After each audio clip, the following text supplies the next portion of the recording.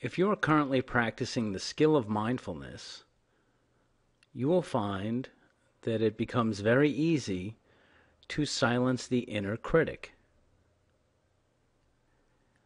That is because as you observe your emotions and perhaps the inner voice, it becomes immediately apparent that this voice is not omniscient. It does not come from outside of you. It comes entirely from within.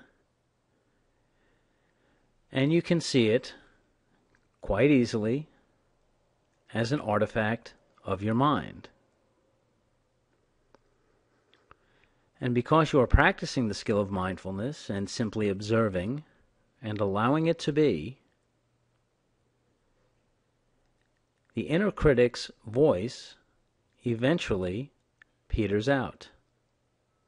It runs out of steam. And as you continue to observe yourself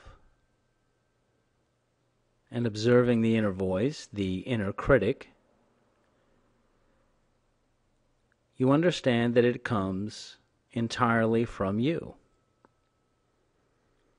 Entirely from the stories you have told yourself, and if you practice mindfulness long enough, you will eventually trace it back to things that were told to you, often in childhood or in the early school years.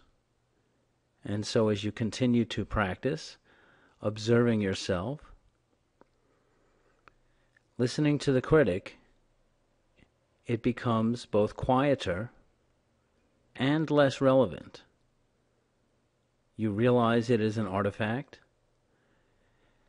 and as you refuse to struggle with it, or respond or argue with it, it will simply, eventually, go away. And you will be left with only the observing mind, which of course is part of your mind, and you will feel so much lighter and more at ease.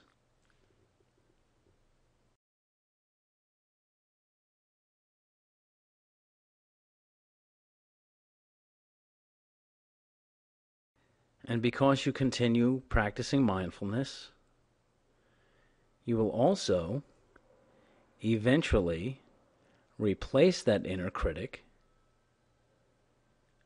with an inner champion, with a voice that accepts yourself as you are and encourages you to keep doing the things you want to do and to keep practicing mindfulness so that the observing mind eventually becomes the dominant part of your consciousness, allowing you to live